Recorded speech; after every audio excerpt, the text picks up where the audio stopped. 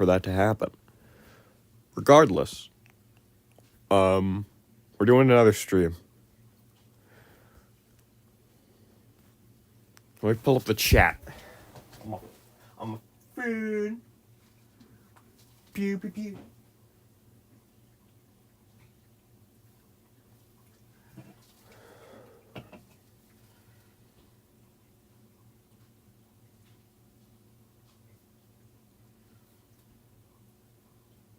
Pew pew pew.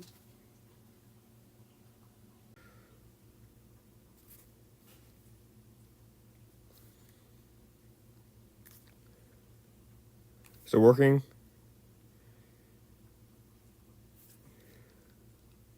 Is it working?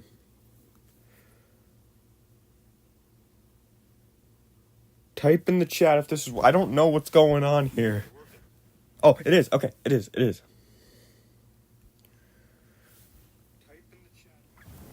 Okay, so we're back. So, Shafrillis Productions. I watch him every now and then.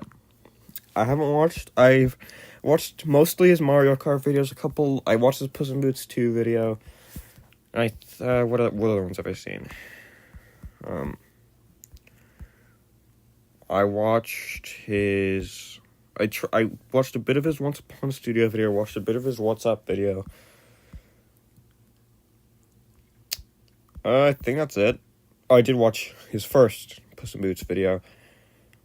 And I watched his every Gravity Falls video, I think, and again a Mario Kart video. It's about all I've seen of him. I thought, today I dedicate a stream to just watch it, just chillaxing and watching him.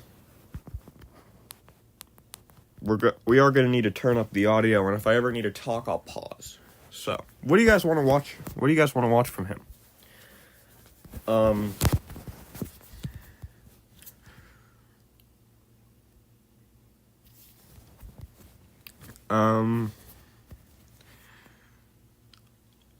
Maybe, I could, I could watch a video, on something I'm very, because I'm not the most passionate about about Mario Kart. I do like Mario Kart, but I'm not big on it.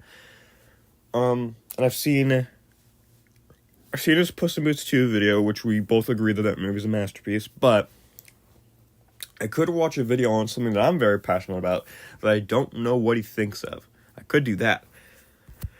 I could watch... So that could be interesting.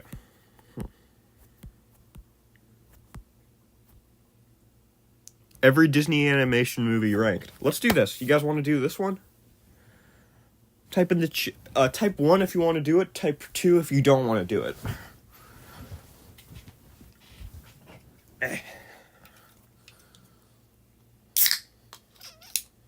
Just opening a can of Baja Blast.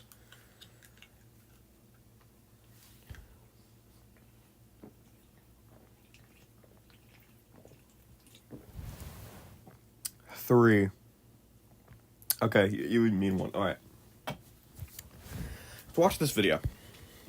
Funding for Shafrillis is provided by Squarespace, the sponsor of today's video. Did you hear him say that? Did you hear him say Squarespace, the sponsor of today's video? Did you hear that? Because if you didn't, I'll make sure the volume is proper.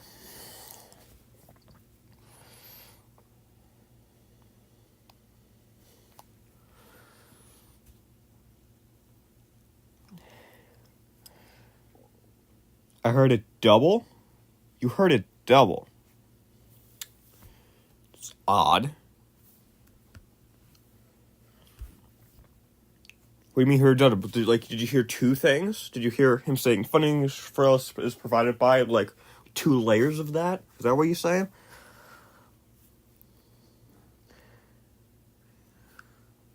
Wait, hold on. It's a quick side note. This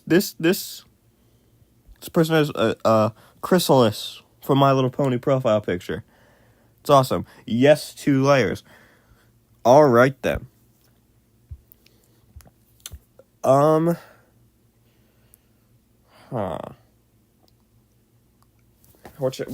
could that be? Oh, it might be because of my mic as well. So, quick question: are you guys willing to deal with that? Because I don't know how to. Because I'd have to. You'd have to have the video mic and my mic pick it up. Because you need my mic to hear me talk. You need the video mic to make the video talk. Are you willing to deal with 2 layers? I hate to have to settle for that, but might be what we got to do here. Just last case scenario, you know. Sure. Okay. I don't know how else I could fix it. I could mute the video and then turn captions on. So you guys could already have to say, and I just have to read it. Just in my head. I could do that. But that wouldn't be very fun for me. Screw it. Let's just go with 2 layers. From websites and online stores to marketing tools and analytics, Squarespace is the all-in-one platform to build a beautiful online presence and run your business. Well, it's the holiday season, so I figured it'd be good to treat you guys to a big video this month. And I've gotten a lot of requests over the years to rank the pre-Renaissance eras of Disney films. Everything from Snow White all the way up to Oliver and Company have gone completely untalked about on my channel. The only problem with me doing that is that I kinda didn't care enough to dedicate an entire ranking video to movies that I just wasn't really that interested in checking out. But then I thought of a solution. What if I took one video to rank not only the pre-Renaissance Disney films, but every Disney animated film? That way I could not only share my opinions on all the old movies I hadn't seen before, but also definitively figure out where the films from the Renaissance onward would rank in comparison to each other. I'm honestly just as curious as to how my personal ranking would pan out as you guys probably are. So I figured, let's do it! That could be interesting. I'm excited to see. Also, so before we start, I'd like to say, what is you guys' favorite Disney animation film? Because mine's Aladdin, as I mentioned from last night, unless you count Toy Story 3 from Pixar. Actually, no, it's Wreck-It Ralph. Wreck-It Ralph is my favorite.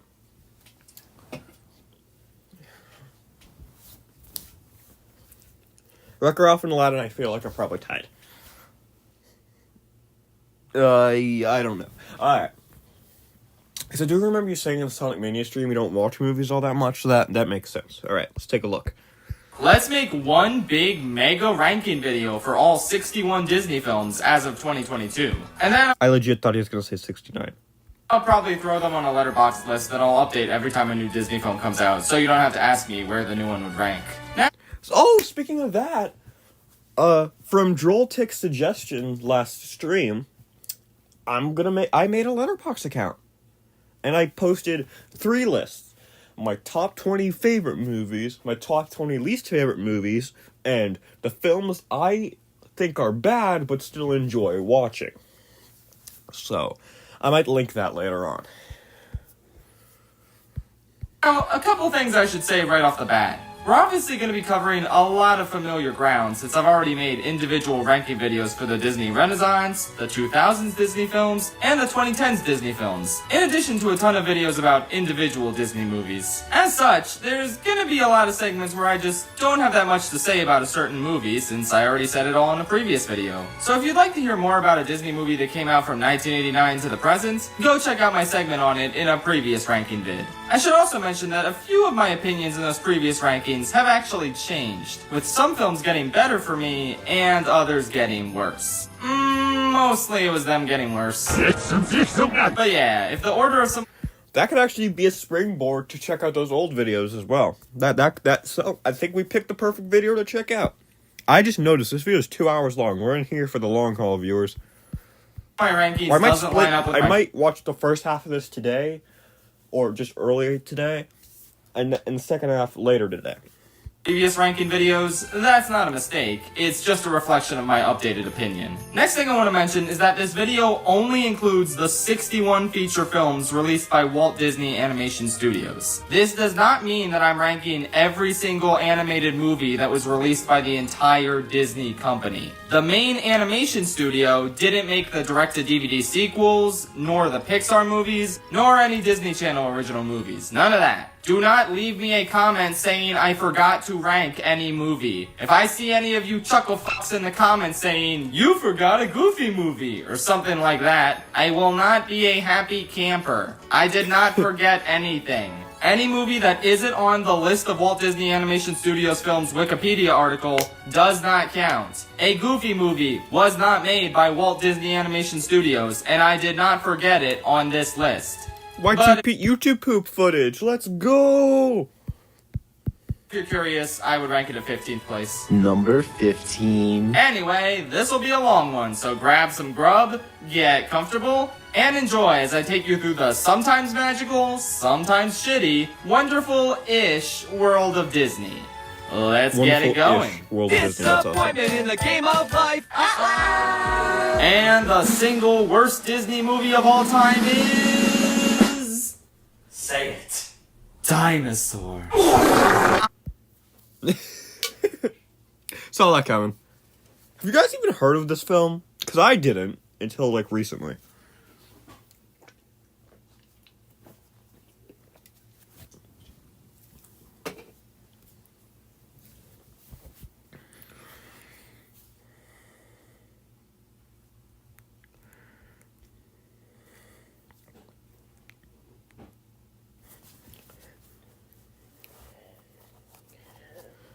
I think I saw it on a box TV once. Oh, okay, so you have heard of it. Alright. I never watched it. I have heard of it, though. I know it's very boring. I'm sorry, but this is one of those movies where I just legitimately cannot understand how anyone likes it outside of nostalgia. Every single time I see someone talking about how much they love this movie, they always say something like, I adored it growing up, or I've always loved this movie and always will. Like, would anyone think that way if they didn't grow up with this? I'm not saying it's devoid Brooks, how you doing, man? Great to see you, Brooks. Great to see you. of quality elements. I mean, James Newton Howard's score is excellent, the opening 7-minute sequence with no dialogue is really strong, and some of the photorealistic backgrounds look very nice. But like, do you seriously consider Alador to be one of the best Disney protagonists? Do you consider Kron, whose name I had to Google, to be one of the best Disney villains? Do you think this... The best Disney villain? You had to Google the name of the main villain. Fantastic. story is one of the most compelling tales ever told by Walt Disney Animation Studios? They're just walking! It's just dinosaurs walking to a place for 80 minutes, all as the most cliche characters ever go through the most cliche dialogue and arcs ever. And I hate to say this because I know this animation was state of the art when it came out, but God, nowadays this is the single ugliest looking Disney film. All the character models and a lot of the environments just look like complete shit. It's so boring. There's nothing interesting to look at, there's no interesting characters, there's no interesting story. How do you make a film about dinosaurs, one of the objectively coolest things to ever exist, this dull and monotonous? I can't even really say that I hate this movie, because that implies that I have any passionate feelings about it at all. And I just don't. It means nothing to me. And I can at least say that I have feelings about any other Disney movie, so I guess that means I gotta rank them higher than something that makes me feel completely empty throughout the majority of its runtime. You know something? I don't agree with that. I feel like if you have absolutely no passionate feelings towards a movie, good or bad, then like, I feel like having no Persona music, And here's what I was saying was like, if you don't have any passionate feelings, like having no passionate feelings towards a film, and you just think it's kind of or like just don't care about it, that is, to me, better than a movie you have passionate hatred for. So I don't agree with that. But it's just my opinion. Let's continue. You know what? I am nothing if not tolerant to other people's opinions. I don't care if you disagree with me about a piece of media. I once saw someone rank Majora's Mask as the worst Zelda game of all time, and my only response was, that's a bit silly. So you know what? If you want to go ahead and write your own video essay on why Dinosaur is an underrated masterpiece, and if you send it to me and I think it's well made enough, I'll go ahead and promote it on my channel's community tab. In fact, this applies to any movie I speak ill of in this video. Because the last thing I want is for people to parrot my opinions mindlessly without forming their own. The only thing that annoys me more than that is the love monkey. No one's opinion of a movie is gospel, especially not mine. It's good to get different perspectives on movies, and I would really love to hear some non-nostalgia related reasons why people think Dinosaur is good. Like, I'm actually genuinely curious, so please enlighten me. And until you do, I'm gonna go back to not thinking about this movie at all, because it is one of the biggest empty voids of a film I have ever seen. At least James Newton Howard brought his A game, but it wasn't enough to save this travesty. Up next. I mean, that was nice of him to, like, say, like, hey, my opinion ain't factual. Especially considering, you know, he likes Toy Story 4, but let's continue. Chicken Little.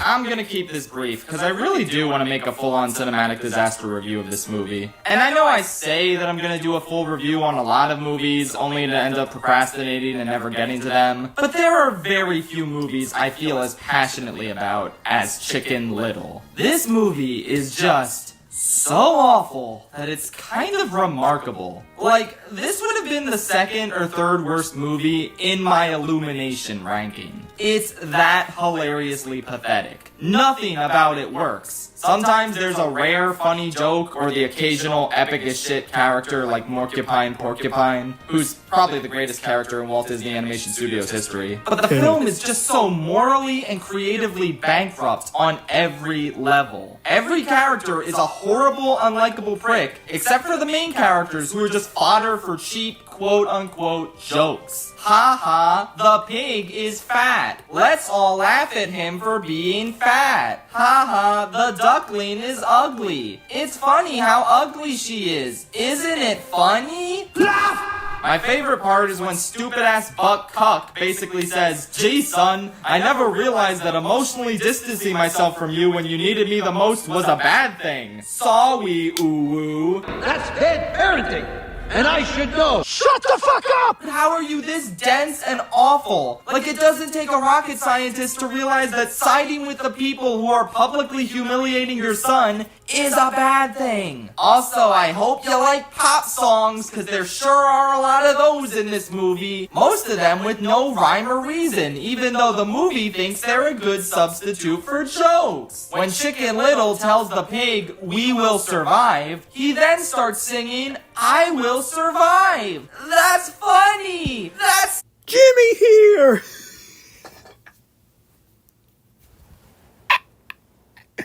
Jimmy! Why is he in a Shafrillas video? What's next? Purple Cliff is gonna show up?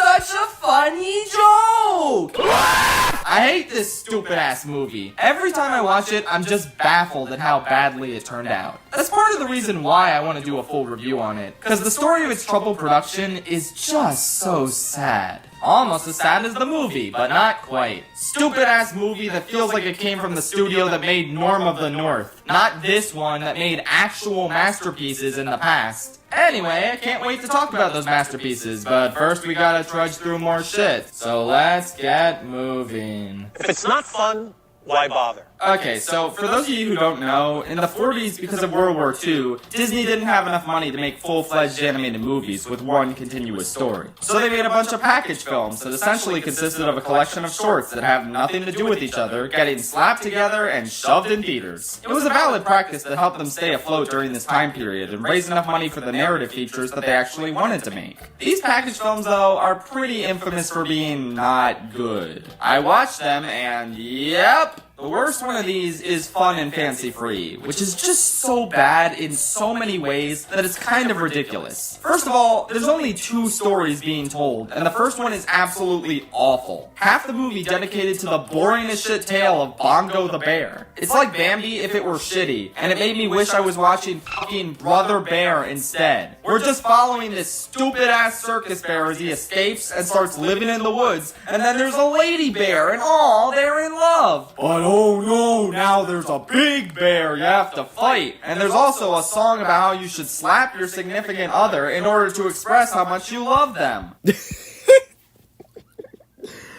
That ain't love.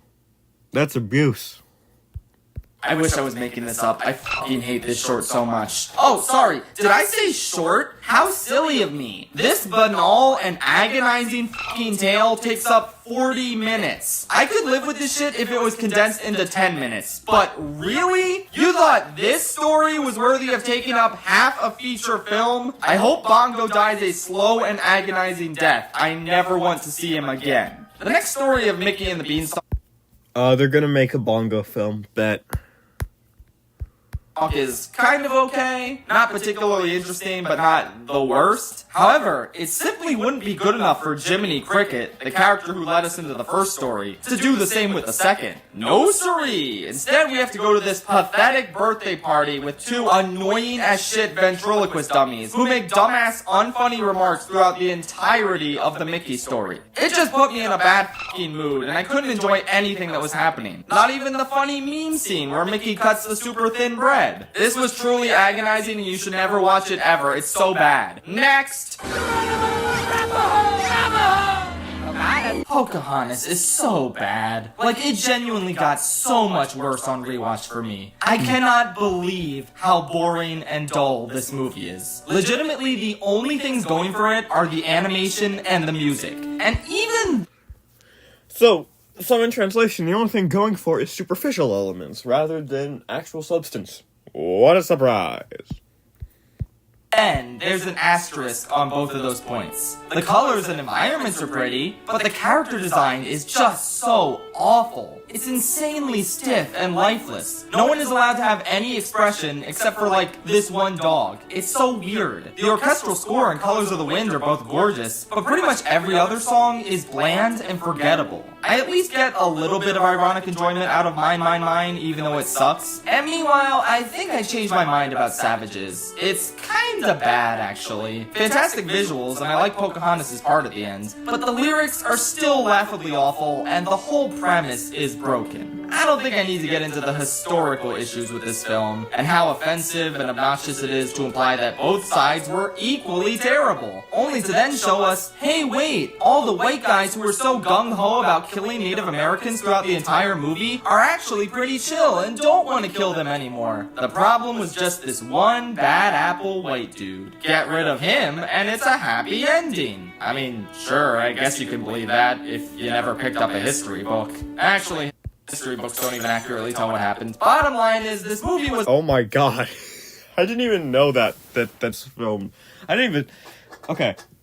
I know about what actually happened to Pocahontas in history. Well, I know a decent amount about it. All I'll say is that I didn't know this is what the film did.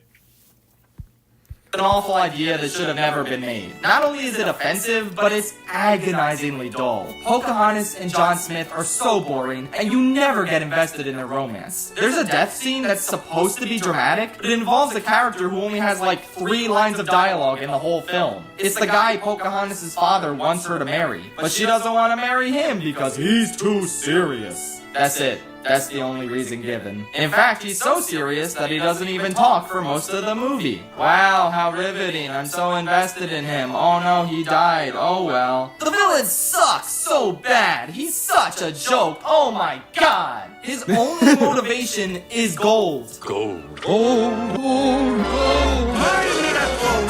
Wow, how riveting. I'm so invested. He barely has a relationship with John Smith, and he never even meets Pocahontas. Why the f should I care about him when he has practically no connection to the main characters? Everything sucks. The stuff that isn't offensive has been done already in other Disney movies before or since. Legitimately, all you need to do to see everything of value in this movie is just watch Colors of the Wind. That's it. Before I wrap up, I just really want to express to you all why this movie was like this. Why was it so self-serious and devoid of humor, or good expressive character design, or talking animals? Why was Pocahontas aged up from her real-life counterpart and set up in this melodramatic romance with John Smith? I'll tell you why. Because after Beauty and the Beast was unexpectedly nominated for Best Picture, Jeffrey Katzenberg wanted to repeat that success with another epic romance story that he also get nominated for Best Picture. Yes, you heard me right. Pocahontas is so dull and boring and melodramatic because it is the first, and as far as I know, only Disney animated film that was explicitly designed to be Oscar bait. Surprise, surprise, it didn't work. The movie won a couple Oscars for its music, but whoop-de-f***ing-do. Alan Menken makes great music, what a shock. But ultimately, this insipid pipe dream from the most egotistical executive in Disney history to get a Best Picture nomination for a ridiculous, offensive, inaccurate, boring, predictable, tasteless, borderline unwatchable snooze fest of a feature film ended in catastrophic failure. But at least it had pretty fucking colors, I guess. Honestly, that was a great way to put it. Good job, Shafrillis. Not nearly as impressive as how Sonic described it. Bet you weren't expecting this one to be so high. For all of its insane and fascinating faults, the one thing that Ralph Breaks the Internet is not is boring. When I watch this movie, I'm always in awe of just how awful they managed to make it on so many levels. Like, it would be one thing if this was just a cringeworthy dystopian corporate jerk-off fest with a ton of real-life brands all over the place that implies to children that making a ton of money on the internet copying shitty viral videos is easy, and you should do it too. But then, the movie decides that's not enough, and that it should assassinate both Ralph and Vanellope's characters, making them both horribly unlikable and having them perform actions that directly contradict the first film without a second thought. It's rare to get something that both fails as a movie and fails as a sequel in completely different ways. But by golly, Disney sure Wait, this is Sonic Force's music! Because Sonic... Oh, God. managed to do it. Believe it or not, I could go on about this piece of shit, in spite of the fact that I already made a full analysis video about it, and talked about it some more in the Disney 2010s ranking, for good measure. But since we still have like 50 more Disney movies to go, I'll wrap this part up and just direct you to those other videos if you want my extended thoughts. Bottom line is, this is I'll a watch movie that so next. fundamentally flawed at its core that I'm shocked it was even made. And yet, it still somehow manages to be the best Pocahontas movie the studio has put out. Because while both of them are terrible, at least this one isn't boring.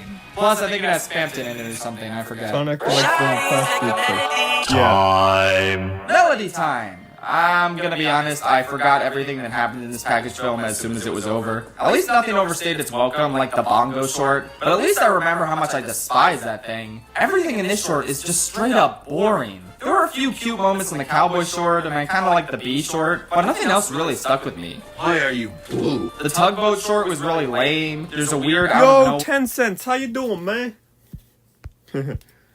nowhere Three Caballeros callback with a live action woman, because apparently there wasn't enough of those in Three Caballeros. And also, Johnny Appleseed is a punk ass bitch. I could probably beat him up if I wanted to. I don't know why that's relevant, I just have nothing else to say about the shorts collection. Just an incredibly unmemorable and tedious time had by all. I'm pooped. Now you will see the sand kroomies that prevent your approach to Ganon. The Black Cauldron is one of the Disney movies of all time. Its critical and box office failure almost tanks the entire studio back when it first came out. And it's been looked at as a black sheep by many Disney fans ever since. One of the funniest things about this movie is that it came out in theaters in 1985, but it was such a commercial failure that Disney didn't even release it on VHS until 1997. That's embarrassing. Yeah. But it's also received a bit of a cult following over the years. A ton of people really like it. I'm not one of those people. I'm sorry, but I really couldn't stand this one. It is so boring and lifeless in nearly every regard, except the animation. I really like the gothic aesthetic they went for here, and there's a few fun elements, like these three witches were kinda neat. The bard guy wasn't too bad. I don't know, that's all I got. The main character in this is insufferable. He's always going on and on about how he's gonna be this great hero, despite the fact that he never really accomplishes much over the course of the film. The princess, who's just kinda boring, there's not really a ton to say or enjoy about her, even calls him out for this at one point, saying how his magic sword really did most of the work for them. And he's like, well, actually, it takes a brilliant hero to wield this sword, and you're a girl, so you don't even know anything about swords. He's so likable, guys. Isn't he such an awesome protagonist? They made a Funko Pop of the Black Cauldron.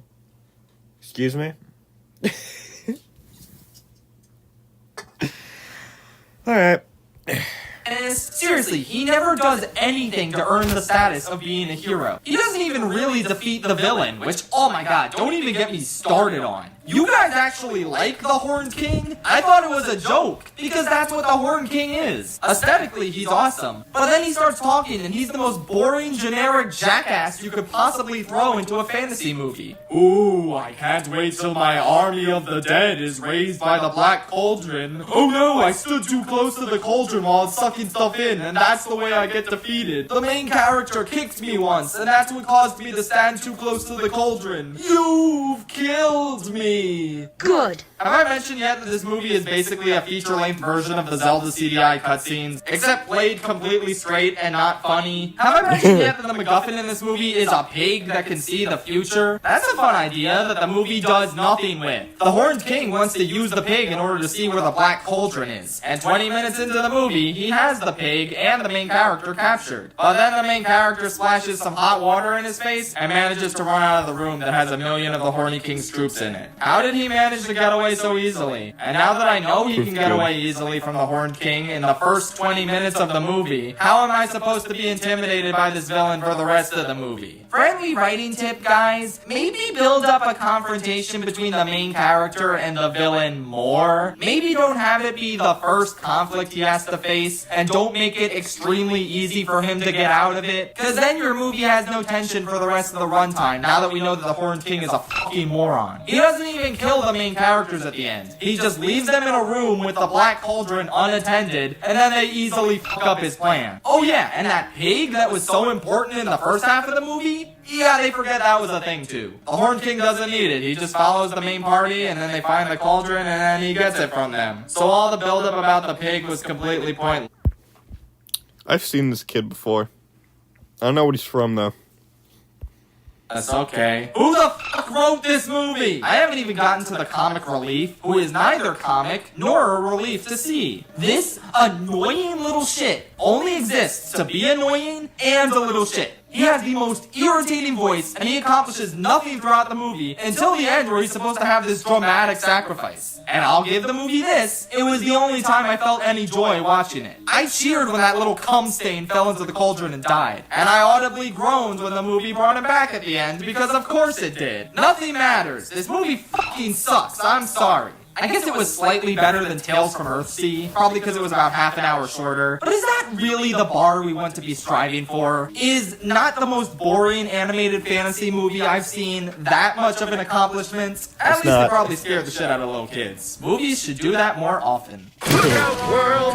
Here comes the last dragon! Raya and the last stupid-ass, annoying-as-fuck piece of shit dragon. I ranted about this movie at length earlier this year, mainly focusing on how legitimately awful its message about blind trust is, so I won't reiterate any of that here. I'll mainly focus on the other things that make it bad, like Sisu. Bro thinks she genie, LMAO. Sisu just gets more and more annoying the more times I rewatch this movie. It's impressive that they managed to pair such an annoying performer with such annoying writing, resulting in a truly agonizing side character that drags the movie down so heavily. And then there's the constant anachronistic quips Raya and Namari exchange that feel like they're out of a C-tier Marvel movie. Like, holy shit, it's legitimately unbearable. Hey there, Princess Undercuts. I knew you couldn't handle rolling solo. You're nothing without your band. What can I say? Playing is my thing. Shut up! Shut up! Shut up! Shut up! The plot is also stretched so thin, and it's incredibly clear that this story really should have been a miniseries rather than a 2-hour film. It never feels like we spend enough time in any of the new locations, or getting to know any of the new characters that join the journey. And I like the side characters. The shrimp boy and the big tough guy are really fun, and even the con baby's okay. I wish we got to develop them more, but instead they just feel like part of a checklist for the plot. Like, okay, we have acquired a character from each of these regions in order to bring them all together in the climax. Huzzah! It hardly ever feels earned when these characters join the quest, because we need to zoom on to the next location already so the plot can keep moving. These structural issues, on top of the legitimately harmful message about trust this movie portrays, which again, you can hear more about in my other video, make it so this movie legitimately has some of the worst writing out of any Disney film. I don't even know what happened here. Like, did no one notice how much this script fundamentally did not work on so many levels? I don't know, man.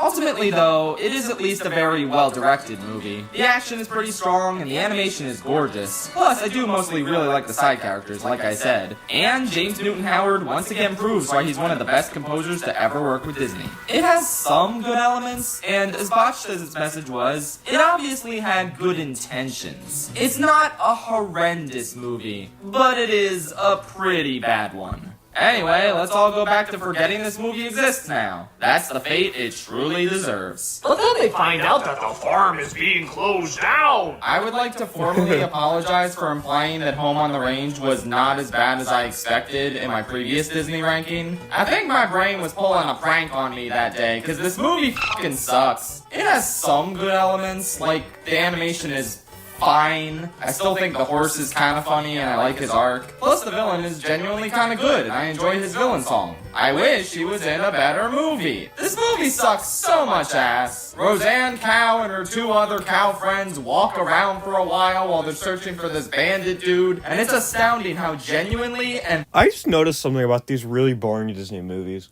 The plot of them is just them traveling. And they're walking to the place they're traveling to in real time. You guys notice that? thoroughly unfunny it is. There were so many moments where I legitimately had to ask, was that an attempt at a joke? I really couldn't tell. I guess it was kind of funny how bad the movie was, but it's not a hilariously bad time like Chicken Little. It's just something that you want to be over throughout the vast majority of its runtime. I don't even know what else to say about it. I guess I'm sorry to all the Bolt and Brother Bear fans that I previously declared that this movie was better than those two. Whew! I'm so glad that now that I said that, there's no way fans of Bolt or Brother Bear will get mad at me for anything I say later in the video. Anyway, yeah, back to Home on the Range. It sucks. It's fake. The ends. Please welcome Cinderella. I don't really like Cinderella stories that much. Out of all the commonly adapted fairy tales, I just find this one to be the most played out and boring. The only time I liked a Cinderella adaptation was that one Fruits Basket episode. Everything else can go home, I don't give a shit. I mean, there's probably other good Cinderella movies out there. I haven't seen them all, so I can't really say. All I know is this one kinda sucks. You might say, oh, well, it was one of the first ones. Cut it some slack. No, but here's the thing. I don't just dislike it because it's played out by modern standards. It's also actually a pretty bad retelling of the Cinderella story. They speed through everything involving her backstory and how she ended up subservient to her stepmother and stepsisters, shoving that all into the opening narration in the first 3 minutes. The prince isn't even a fucking character in this. He shows up for the first time like 50 minutes in, and the two of them don't even have a conversation until it's midnight and she's ready to leave. I don't even know your name. How will I find you? You what? Most of this movie is just mice dicking around, and they're not funny or charming at all. Their scenes are just really tedious. Sometimes there's fun slapstick with Lucifer the cat, who's really well animated and menacing, more so than the actual human villains who are just kind of boring. I guess the king has some funny moments here and there as well, but overall, this is a movie that just feels completely unfocused. We shouldn't be spending most of the movie on wacky Tom and Jerry hijinks, and the king having a pillow fight with his manservants. We should be focused on giving Cinderella more character, and giving the prince a character. I haven't seen Cinderella 3 yet, but that one clip everyone keeps posting of the prince jumping out the window has more life and personality to it than everything in this first movie. The animation's pretty, and some of Let's just, that, first of all, that was very funny. Second of all, I think we need to rewind real quick. I don't 3 yet, but that one clip everyone keeps posting of the prince jumping out the window has more life and personality to it than everything in this first movie. The king has pink pants. I ain't judging, just felt the need to point that out. The animation's pretty and some of the songs are nice, but honestly, this was a slog to get through. I don't hate all the old Disney princess movies, as you'll see later on in this list, but this one, yeah, I can't say I'm a fan. However, I did want to point out that the dog in this movie is named Bruno. How come we don't talk about that? Also, Lucifer fucking dies, LMAO. But doctor, I am Sad Dog. After After seeing how many fans of Bolt there were in the comment section of the Disney 2000s ranking, I started to wonder if perhaps I treated this film too harshly. So I put it back on, and it's even lamer than I remember. I was absolutely bored out of my mind. Good God, what do you people see in this movie? Like, it's fine to like it and feel nostalgic for it, but even as a kid, this movie left no impact on me. It's easily one of the most generic and forgettable films in the entire Disney catalog. I don't even have anything new to say about it that I didn't mention last time. It's just a tedious, lukewarm rehash of Buzz Lightyear's exact arc, except far less funny and far less emotional. John Travolta's voice is so boring and pales in comparison to how funny the character would be if you got someone like Adam West. The hamster is annoying. The cat is annoying. This movie hates cats so much, and that's annoying. There's a couple cute or funny moments, and the opening action scene is cool, but that's about all I liked here. It's just so bland and played out. Not awful or anything, but just so disposable and lame. The making of Arthur.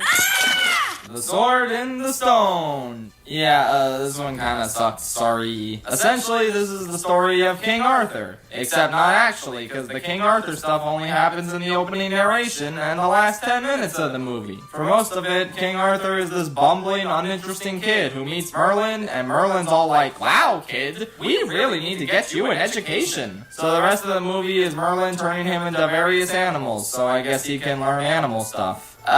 This movie is disjointed and not very well thought out or good. The lessons Merlin teaches Arthur are super generic and don't really tie into their animal misadventures that well at all. Said animal misadventures really aren't that interesting and they go on for a while. By the way, I want to check. Are you guys enjoying this stream? Because I don't want to make you guys watch this if you guys aren't enjoying. So, please tell me. What are your thoughts so far? Just want to make sure you guys are enjoying yourselves.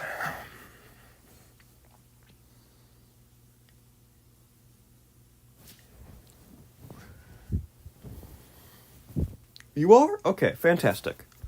Songs are hilariously unmemorable. Merlin has this talking owl companion who's just a huge asshole and not funny or likable in the slightest. I guess Merlin himself is okay, and there's a pretty cool wizard duel at the end with Madame Mim, but that's about it. The ending is unintentionally hilarious because it's here that they finally remember, oh shit, this is supposed to be a King Arthur story, and they shove him pulling the sword and becoming king into the last 10 minutes of this movie. Did this kid really do anything to earn the ability to pull the sword? Are the vague, barely developed lessons he learned as a squirrel and a fish really enough to justify his divine status as the ruler of this entire land? During this movie's climactic battle with Madame Mim, the character we just met 10 minutes before said climactic battle, Arthur doesn't even do anything. He just sits back and watches as Merlin does the entire fight. So really, why is Arthur the king now? Answer me that, Wolfgang Reitherman, director of this movie. Then in like the last 3 minutes of the movie, The director of a Sword in the Stone movie is called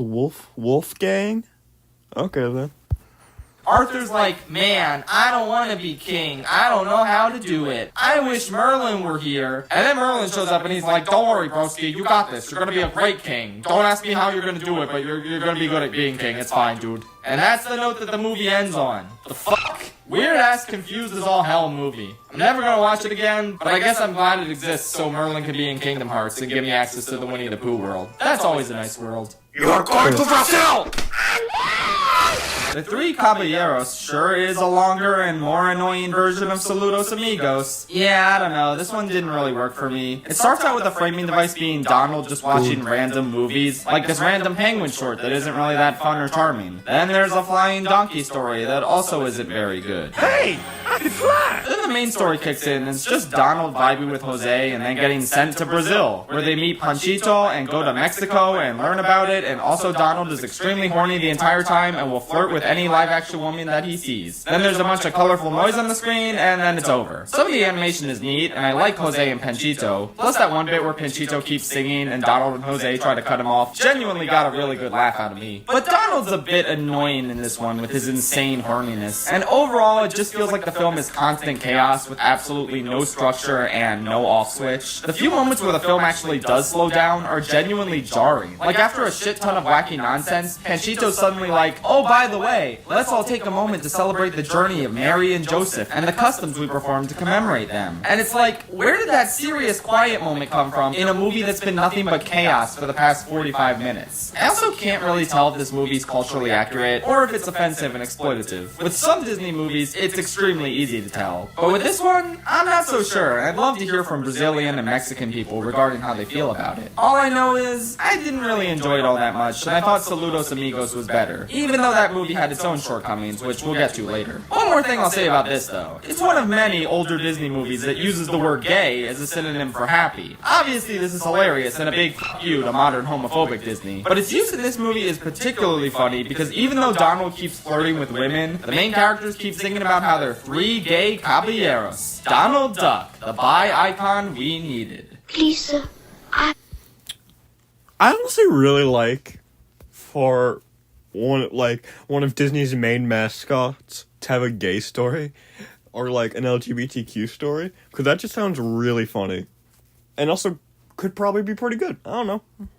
I want some more. Alright, you guys want to know why Oliver is my least favorite musical of all time? It's because it's an entirely hollow show that constantly prioritizes plot over character. Every character in the story exists to move the plot along, but you never believe any of their relationships or aspirations are genuine. Oliver is not a character. He's a plot This isn't animated. What are we talking about here? device for the characters around him to use, never actually doing anything to affect the story himself. The Artful Dodger meets Oliver, sings a catchy song about how they're friends now, and then ceases to be relevant for the remainder of the story. The main villain doesn't even show up till Act 2, and never develops any personal beef with Oliver, the quote-unquote main protagonist. The only sympathetic character in the whole show, Nancy, gets the most unfair and cruel fate, while other morally dubious characters like Fagin get away completely scot-free. I fucking loathe this musical with every fiber of my being. It's such a detestable storytelling failure on nearly every level. Oh, wait a minute, this was supposed to be a segment on Oliver and Company, the Disney adaptation of Oliver Twist.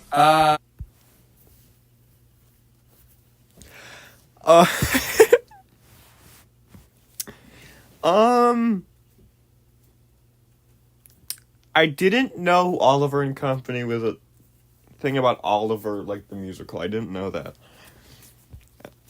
Okay. It's better than the musical. Still not very good, though. A lot of the same problems reared their ugly heads. Oliver never does anything in this movie that directly affects the plot. He's still just used by the people around him. The movie constantly insists that short, relatively uneventful scenes are the basis for deep character relationships, which is just absurdly flimsy. Like, Oliver winds up at this place where these dogs hang out, and then some evil dogs that belong to Mr. Sykes come. So he scratches one of them, and now the dogs are all like, wow, kid, you're really one of us. Yay, he did it. He belongs in the gang now, I guess. Whatever, it's nice that they're starting to warm up to him. Except no, somebody cranked that oven up to the max temperature because starting to warm up is the understatement of the century. The very next day, they pull a heist and he gets separated from them. And they're all like, well, we gotta save him, he's one of the gang. One of the boys. Yeah, call me crazy, but I don't think these guys are really the sentimental type. Especially not for a cat they met less than 24 hours ago. But whatever, they go save him from this rich girl's house, and he's like, hey, I want to go back there. So they're all like, wow, how could you reject us like this? I thought we had something special. But like, no, you absolutely did not. I barely believe he even has something special with the girl. All they spent was one montage together while she sang a hilariously generic song. She reminds me of that girl from the Tom and Jerry movie. I'd rather watch the Tom and Jerry movie than this. With that said, there are some elements that are done better than the Oliver musical. Mr. Sykes is still boring and isn't nearly as cool as he is in Shark Tale, but at least he shows up earlier than halfway through the movie. And he has a pretty sick... Wait, what? Shark Tale is an Oliver adaptation too? What?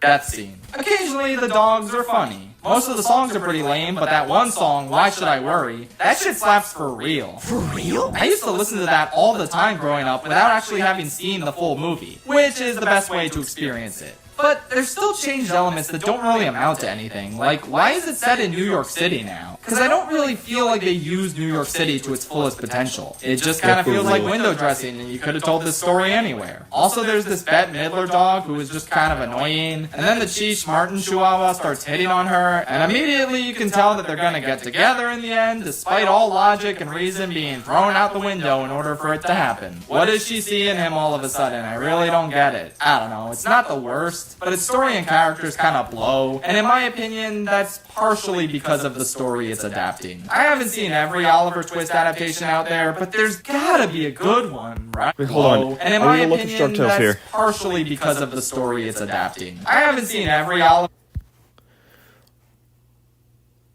Okay, so Shark Tale is not, in fact, an Oliver Twist adaptation. Okay, we're good. We're good. Alright. Twist adaptation out there, but there's gotta be a good one, right? They can't all be terrible, right? I hope she made lots of spaghetti. I just finished Lady and the Tramp, and I don't remember a single thing that happened in it outside of the spaghetti scene. Okay, hold on, let me watch it again. 1 hour later. Yeah, nope, still nothing. Okay, I'll watch it for a third time, and this time I'll write down my points as I'm watching. Okay, got it. The entire first 30 minutes of this movie is so unnecessarily drawn out, and it takes forever for anything interesting to get going. I don't mind when a movie vibes for a while, as long as the characters are enjoyable, but these ones are just really boring. Aunt Sarah is a pitiful, quote-unquote, antagonist. Her racist cats only appear for one scene to torment Lady and then disappear from the movie entirely, which is probably a good thing. The romance is practically non-existent. If you take out the admittedly really good spaghetti scene with the lovely Italian stereotypes, then barely anything about Lady and Tramp's interactions feel romantic. There's not even really that strong of a contrast between Lady's fancy upbringing and Tramp's rugged lifestyle. You'd think Lady would have trouble adjusting to life outside her house and Tramp could help her along. Or they could argue about who has the more fulfilling life. You know, interesting things you can do with this premise. But they don't do those. The plot also shifts into maximum overdrive in the last 10 minutes when a random rat we've never seen before breaks into the baby's room, so Tramp has to save the baby. But uh-oh, Aunt Sarah thinks he was attacking the baby, so he's sent to the dog pound. But don't worry, Lady shows that, oh shit, it was a rat, which means the other two dogs now go rescue Tramp, and Lady and her owners follow behind, and then one of the dogs seems to die, but then it turns out he's fine, he just broke his leg, and now the rich couple adopted Tramp, and he and Lady have a ton of kids, and they all come together for Christmas, and yeah, that was all crammed into the last 10 minutes. This movie meanders for so long in the first half, and then it tries to make up for that meandering at the very end with this breakneck, madcap climax. It's not good. I will never remember anything about it except for the lovely Italian stereotype scene. I'm sorry, I really can't stand the rescue. Okay, before we continue, I just want to say, I would really love a 2D animated dog movie that I can watch and think is actually good. Because I love 2D animated dogs, especially with the art style of classic Disney.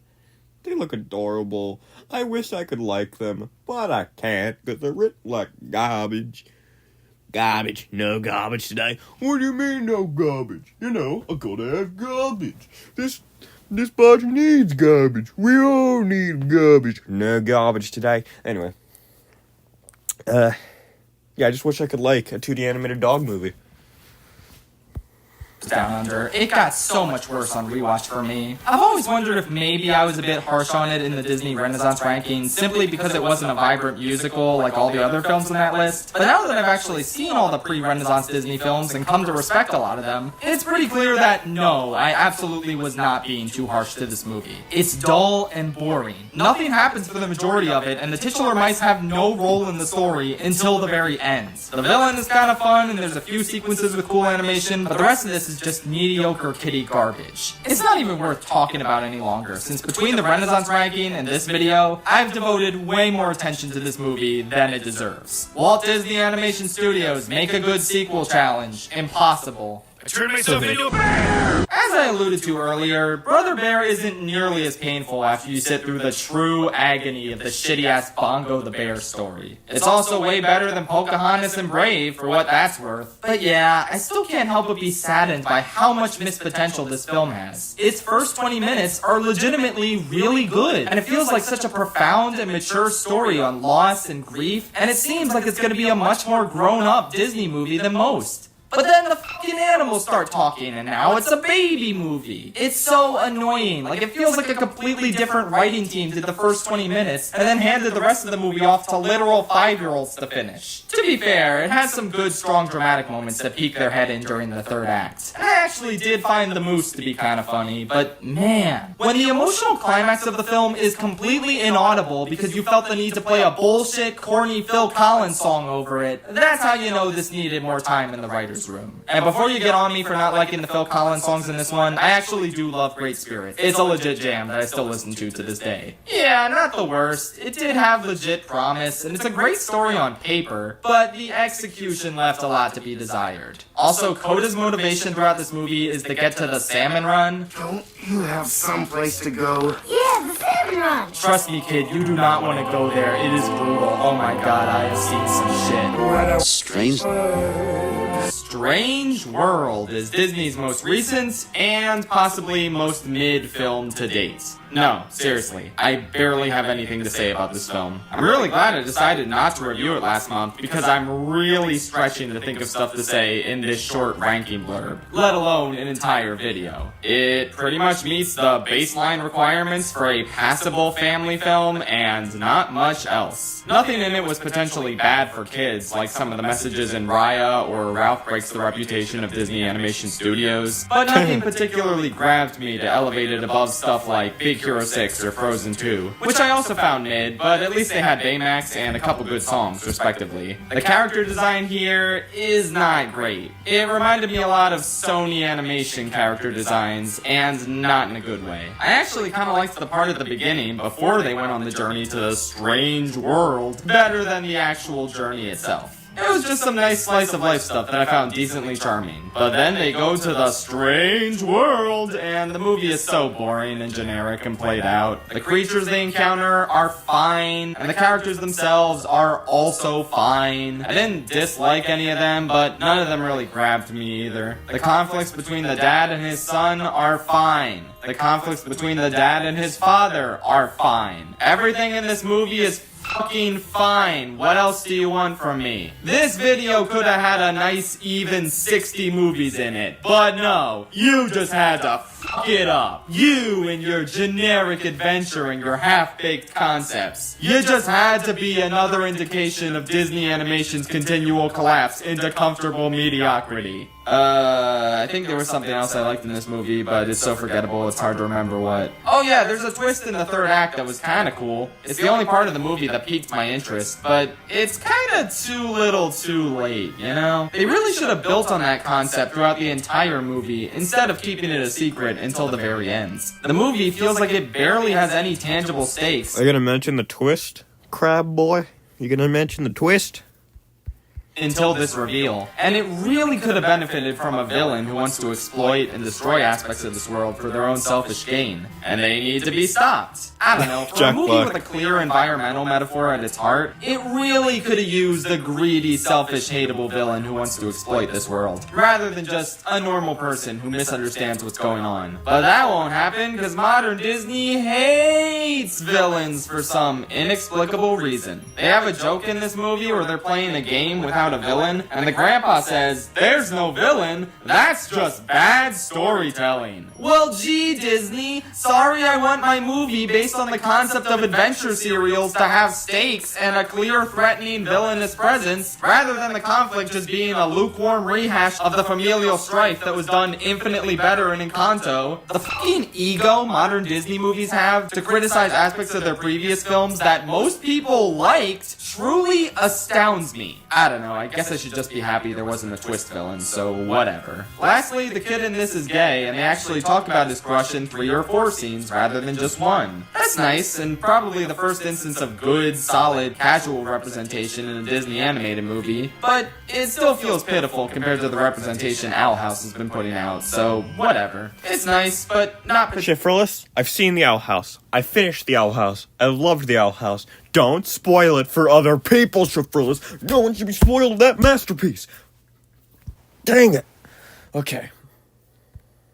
particularly noteworthy in the grand scheme of the movie's story, which is fine. Casual representation is still welcome, but it's hard to see it as too big of a deal when Disney television animation has far exceeded it. If this is the reason Disney barely marketed this movie, then fuck 'em. Boring, generic animated movies with a gay character deserve to be seen by kids as much as boring, generic animated movies with all straight characters. I guess I had a lot more to say about this movie than I thought. It's lame, and you're not missing much by skipping it, but I almost want to recommend checking it out, just to spite corporate Disney for hating gay people so much. Plus, maybe you'll like the movie more than I will. Maybe you'll want a plushie of the stupid blue mucus thing. Who knows? I want to go to bed.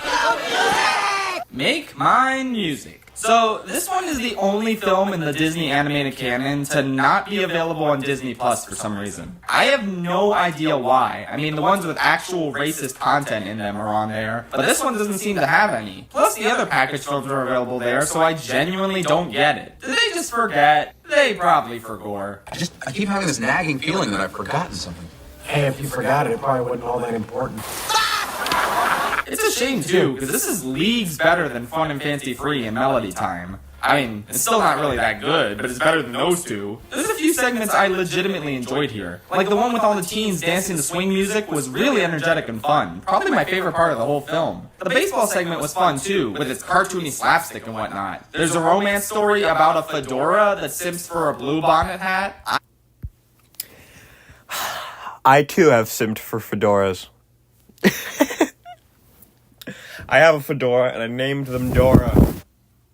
Because, you know, Fedora the Dora. That's neat. Anyway.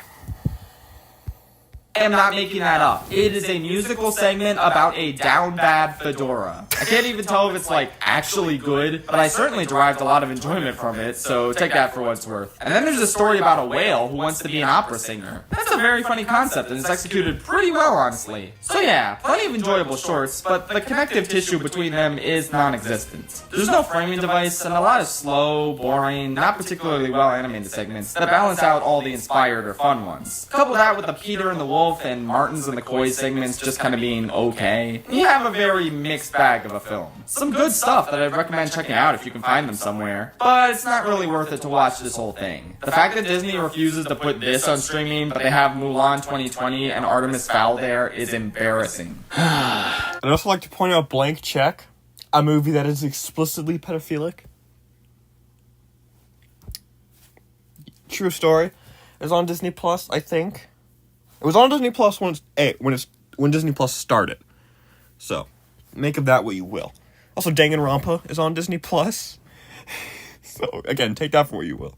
You're right, that was my mistake. I'm not talking about Big Hero 6 again. This is up there as one of the Disney movies I've talked about the most over the years. But unlike something like Frozen or Zootopia, where there's actually a lot to say about them, there actually is so little to say about Big Hero 6 that it's kind of comical how much I talked about it in the past. It's whatever, it's generic and lame. Baymax good, that was his mistake guy bad, everyone else boring. I don't hate this movie, but I also don't like it. It is the quintessential example of a perfectly average modern kids movie. Let's move on with the list and our lives now. Mistake.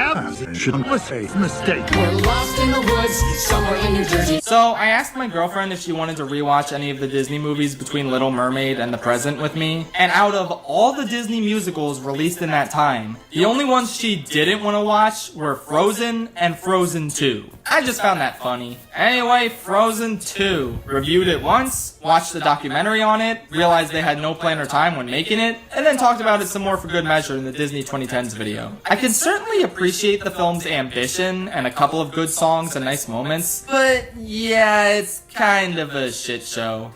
It's rare to find a Disney movie where it's this obvious how tortured the writing process was. The number of characters they introduce and then drop, the characters from the original that are given nothing to do this time, the insane leaps in logic the protagonists have to take in order to figure out what they need to do, since the script didn't have time for them to naturally come to these conclusions. It's frustrating because there is a good outline for a story here. It just came out really half-baked. Oh well, it's not really a phenomenon on nearly the same level as the first film, so the good news is, I don't have to think about it that much. Let's just move on. Your mom is dead. Do an order of pizza for dinner. Sorry guys, I didn't really like Bambi. I definitely understand why a ton of people love this one. It's very beautiful in its depiction of nature, thanks in large part to the animation and the music. And I was definitely really sucked into it during the first 15 minutes. But then the novelty kinda wore off for me, and I started to notice just how practically non-existent the story was, and how entirely uninteresting the characters were. Apparently everybody cries when Bambi's mom dies, but I was completely unmoved by it because I couldn't think of a single character trait Bambi or his mom had. Plus, it's supposed to be this big... Let's read those character traits.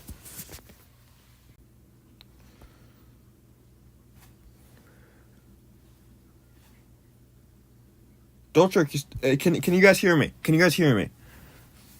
Because I think I might have glitched out.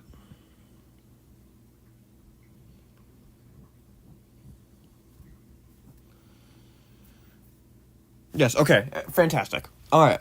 Hello, Doltrick, welcome to the stream. Yes, we are watching Shifrless. And Shifrless is a good channel. Not one of my favorites, but definitely a quality one. And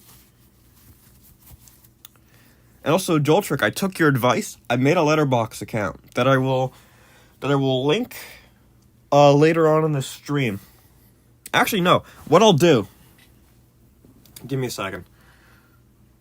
I'll post a link to my Letterboxd and my Discord server, and I'll post some of my lists on Letterboxd to my Discord server.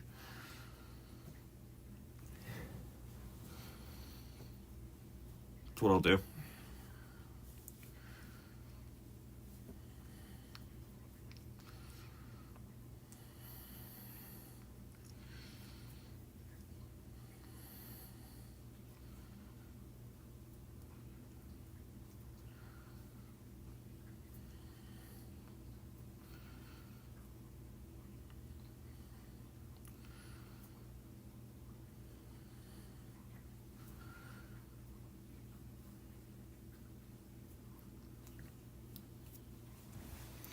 Alright, Doltrick, yeah, I'm gonna send a link to my Discord server so you can join.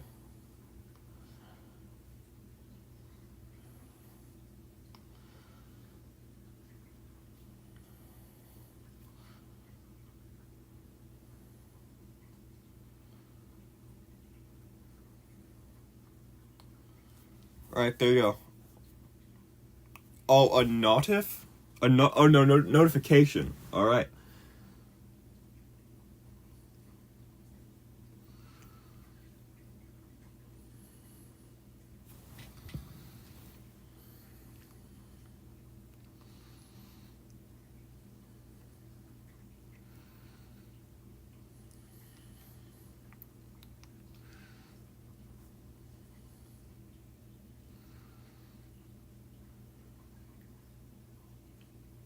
Look forward to seeing you there, Doltrick. Or Drolltick. Drolltick. I'm sorry, I mispronounced your name. Anyways, we shall continue. Big sad moment, but then immediately after we have this aggressively cheerful song about how lovely springtime is. And Bambi's all grown up now and appears to be completely unaffected by the death of his mom. Like, he entirely forgot about it. Now it's time for him to fall in love with a girl deer that he met once during his childhood. Wow. He's been Twitter-pated. Wait, hold on.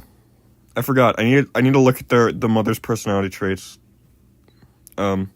A mom, also a deer. Her son is Bambi, and she is a mother. Die sadly, and that makes all of us sad. Yeah. His mom had. Plus, it's supposed to be this big, sad moment, but then immediately forgot about it. Now it's time for him to fall in love with a girl deer that he met once during his childhood. Wow. He's been Twitter-pated. Haha, funny Twitter reference. There's also a lot of scenes, especially in the first half, that are just trying aggressively hard to be cutesy, but didn't really work for me at all. Also, Thumper's kind of annoying. The ending where they have to escape the fire is cool, but yeah, for the most part, this one wasn't for me. I probably would have loved it if it was just a short film, but alas, 'twasn't meant to be. Also, obviously it's valid to like or love this film, but if you seriously try to say with a straight face that Man is one of the best Disney villains of all time, I will break into your house and make you feel unsafe. Take a look, it's in a jungle book. I mean the bare necessities, oh something something Chesapeake, blah blah blah blah blah blah blah blah blah. I don't really like the Jungle Book that much, but man, those songs are swell. My face lit up during Bare Necessities and I Want to Be Like You. I was singing along, having a great time, feeling so good overall. And then the rest of the movie was kind of boring. Don't get me wrong, I see why a lot of people love this one. It's nice and laid back and the characters are very charming. Baloo and Bagheera both trying to influence Mowgli and butting heads is a fun dynamic. Shere Khan is a simple but effective antagonist, even if he's just kind of a beta Scar in hindsight. The voice acting is good all around, the environments look nice, but like, man, there's just no story to this movie. Mowgli is told he needs to go to the Man Village, and then he doesn't, and he just walks around talking to a bunch of random animals. That's the entire fucking premise, and it gets really old. I don't know, this might be blasphemous to say, but I honestly think the live-action remake, as average as that was, might be a little bit better than the original here. Despite its failings, it at least had more of a story, plus it had some cool visual effects. With this one, it's just an extremely one-note and kinda tedious trek through this jungle, with characters that range from extremely charming, like Baloo and King Louie, to incredibly forgettable, like these elephants and vultures. I just watched the movie and I don't remember anything they said or did. The ending is so funny to me because Mowgli is so adamant about never wanting to leave the jungle and live in the Man Village, but then the moment he sees some random girl, he's instantly smitten and abandons the jungle and Baloo completely just to get in her DMs. I'm not gonna criticize a movie from 1967 for ending this way. I just think it's hilarious that a movie that never even brought up the idea of romance prior to this point still somehow found a way to end with a hetero love interest for Mowgli. Like, Disney sure was committed to these romances back in the old day, huh? Yeah, sorry, I don't care for this one too much. I feel bad because it is pretty inoffensive and harmless. I just couldn't get invested in this incredibly minimal story. But I have had Bare Necessities stuck in my head for the past week. I fully get the hype with this song. It's so fun. I mean the bare necessities, those motherfucking recipes. I'll keep my discussion of Dumbo pretty brief, since, well, the movie's pretty brief. It's a very weird mismatch of exceptionally great stuff, exceptionally terrible stuff, and a couple average elements thrown in as well. The pink elephant scene, as entirely pointless as it is some awesome shit. It's impressive 2D animation by modern standards, and this movie came out in 1941. There's absolutely no reason they needed to go this hard on the scene. I mean, there's also no reason it had to be in the movie at all, but I'm glad it is, cause it's the best part. The mouse in this is also honestly just a better Jiminy Cricket. Like, he's a lot more supportive and entertaining. Why can't he be the one keeping track of Sora's adventures, SMH? The crows are undeniably terrible racist caricatures, but with that said, they're at least positive characters who help and support Dumbo, and they get the best song in the movie. So they're bad, but I guess not as bad as they could have been? The way more racist shit was those faceless carnival workers. Warning, don't listen to their song. It's ultra racist cringe. Dumbo is cute. The grown-ass elephant ladies all having beef with a literal infant is kind of funny. Anyway, after Dumbo and the mouse get drunk and hallucinate pink elephants, they wait. You know what that reminds me of? Hold on.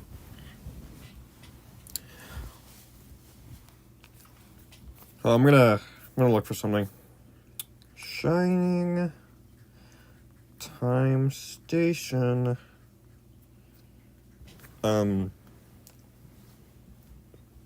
Okay. There's this one clip from Shining Time Station, which is a Thomas spin-off show, that where this adult woman like talks to children like they're businessmen, and it was so funny.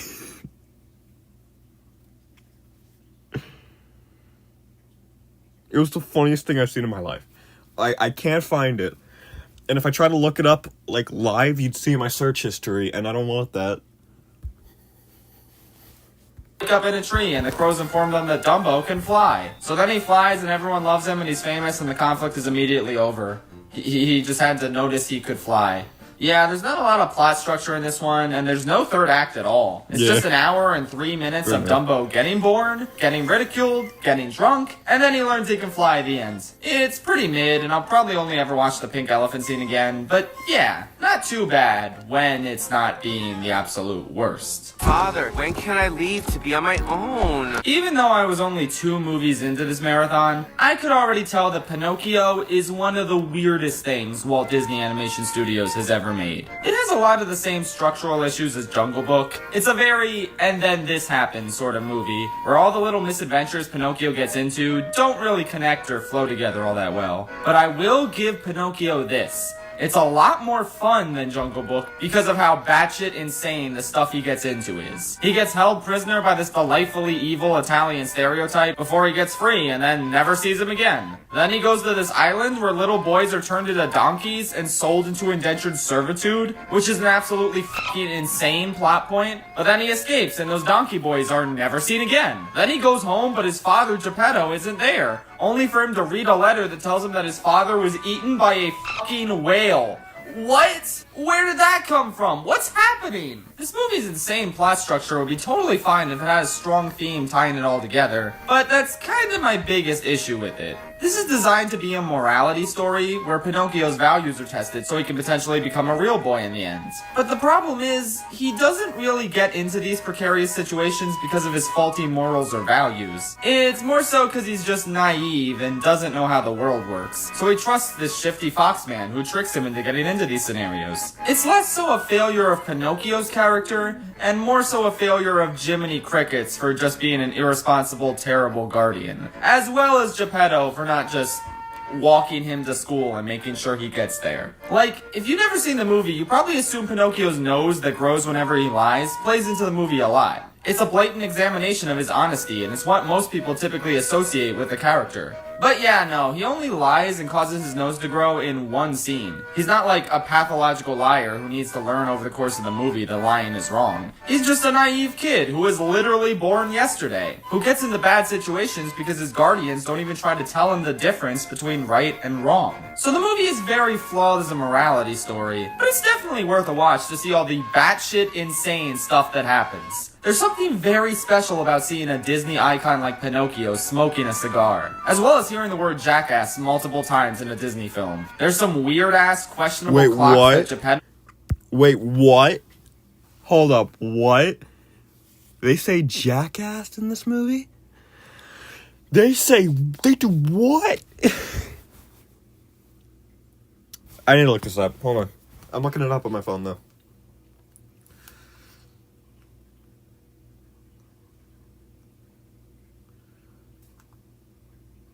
Hold on.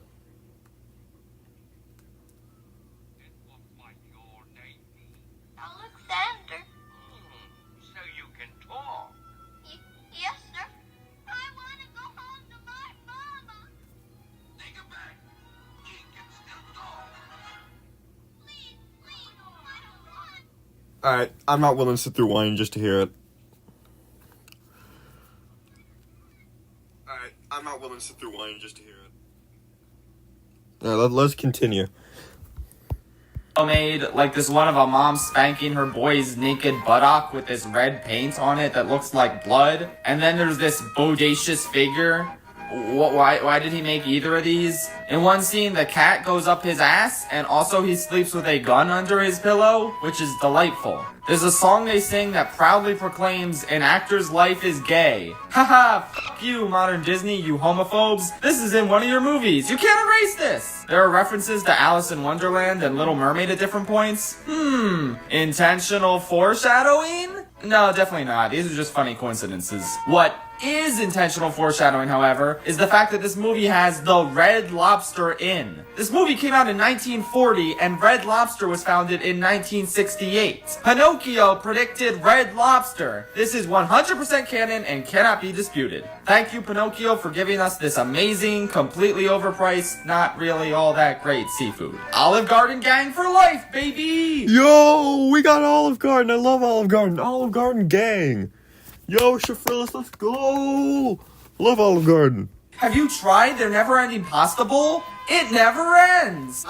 Amigos! We're all amigos! Saludos Amigos is the Sonic movie reference, of course. Alright. shortest Disney animated film at only 42 The minutes. pasta thing. It's not really an animated film. It's more so half documentary short, half collection of animated shorts, all centered around various South American countries. Honestly, that's a pretty cool concept, and I'd love to see a modern interpretation of said concepts made by people who actually come from the culture that's being adapted. This movie would be so awesome without the blatant commodification of South American culture by US businessmen. And it's more than a little awkward nowadays to learn about these cultures through the myopic framing of a bunch of white dudes here to condense this rich culture into a profitable animated film for predominantly white audiences. But like, that's how most Disney films are made. This is the only one that just blatantly shows us that process. Ultimately, while some aspects of it are certainly aged, it's a relatively enjoyable watch. Donald and Goofy get into some fun, wacky shenanigans. There's a short about this little anthropomorphic plane that's better than the entire Cars trilogy, and the ending bit has... First of all, Cars 1 and Cars 3 are good. Number 2, JJ the Jet Plane is in one of these movies. Confirmed. Where's Thomas, y'all? We got 10 cents, we got JJ, but not Thomas. Well, Sir Phyllis has referenced Thomas before, so can't blame him too much. Incredibly stunning and creative animation. If nothing else, you should definitely check out the ending of this quote-unquote movie. In terms of the whole package, considering how short it is, it's a pretty decent time that held my interest throughout its entire runtime. Not too bad, in spite of how obvious its shortcomings are in hindsight. The Aristocats is like the perfect example of an average Disney film. It's a charming little movie with a cute little story and nice animation, and yeah, I don't know, it was perfectly pleasant. I thought these two dogs were funny, and I liked the slapstick they got into with Edgar, who's also a pretty delightfully nice animation with the family and all that stuff. The song... Alright. This video is very long, so, and I want to eat right now, and I want to record a video. So, and you want to know what I'm going to record after I eat some kettle corn? Do you know? Guess what I'm going to record before I end the stream? Place your guesses. I might actually put up a poll so you guys can guess. I don't know if I can on my phone though. Sonic Unleashed. No. We got one more guess. One more guess, funny man.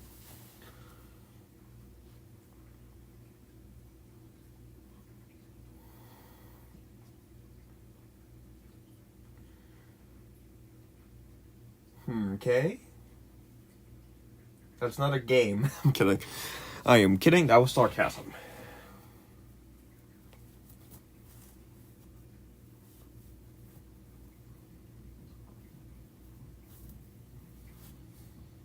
Hollow Knight. No. Halo 3. Alright, I'm gonna end it there. I'm gonna be, after I eat some kettle corn, I'm gonna go play Halo 3 for the channel. Stand the physics out of life, gamers. Today was not. The 2 streams we did today were pretty fun. So, yeah. Bye. Alright.